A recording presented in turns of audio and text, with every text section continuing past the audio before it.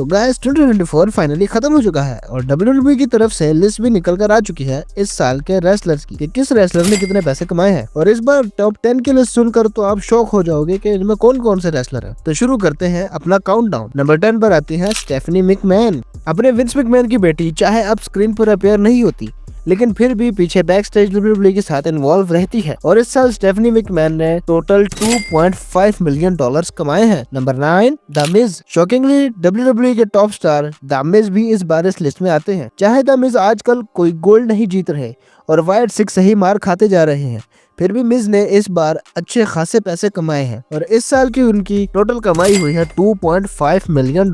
Number 8 the dead man undertaker. जी हाँ, undertaker भी इस लिस्ट में शामिल है। चाहे अंडरटेकर 30 साल रेसल करने के बाद रिटायर हो चुके हैं, लेकिन फिर भी वो WWE में अपने अपीयरेंस करते रहते हैं। जैसे वो रेसलमेनिया 40 में अपेयर हुए हैं कोडी रोड्स की हेल्प करने के लिए और इस साल अंडरटेकर ने टोटल $2.5 मिलियन कमाए हैं और ये सिर्फ अपीयरेंस नहीं बल्कि मर्चेंडाइज सेल भी है। Number 7 Seth fricking Rollins. Seth Rollins का ये साल बहुत ही ज्यादा अच्छा गुजरा है।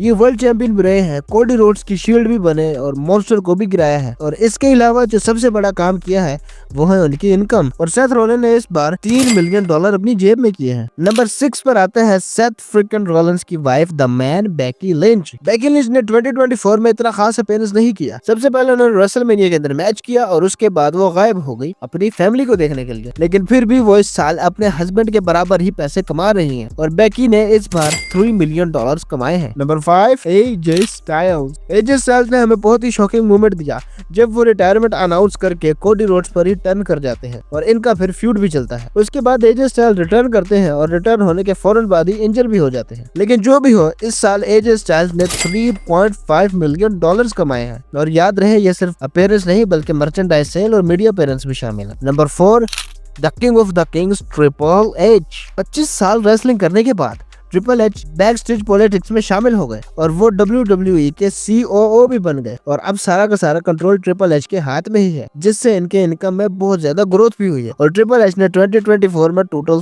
$3.6 मिलियन जनरेट किए हैं। Number 3 the viper Randy Orton. दिसंबर 2023 में 2 साल की लंबी इंजरी के बाद रैंडी ऑर्टन अपना रिटर्न करते हैं और 2024 के पूरे साल में ही एक्टिव रेसलर रहे हैं और हमें रैंडी ऑर्टन के बहुत ज्यादा अमेजिंग मैचेस भी देखने को मिले हैं और रैंडी ऑर्टन ने इस साल टोटल $4.5 मिलियन कमाए। Number 2 the original tribal chief Roman Reigns. 2024 में हमें रोमन रेंस की लॉन्गेस्ट टाइटल रेन का एंड भी देखने को मिला। उसके बाद रोमन रेंस ने समर स्लैम में अपना रिटर्न किया और हमें बहुत सारे अमेजिंग मैचेस भी दिखाए। रोमन रेंस जो कि पहले पिछले 8 सालों से WWE पर रूल कर रहे हैं, तो पैसे भी उसी हिसाब से मिलेंगे और रोमन रेंस ने इस बार स्ट्रेट $5 मिलियन कमाए हैं। अब नंबर 1 पर आते हैं the beast incarnate Brock Lesnar. 2023 summer slam वो लास्ट पेपर व्यू था जहां पर हमें ब्रॉक लेसनर लास्ट टाइम दिखे थे। उसके बाद लेसनर पर एलिगेशंस लग गई और वो WWE से हमेशा के लिए गायब हो गए, लेकिन जो चीज WWE गायब नहीं कर पाई वो है उनके पैसे। चाहे ब्रॉक लेसनर अब WWE में नहीं है,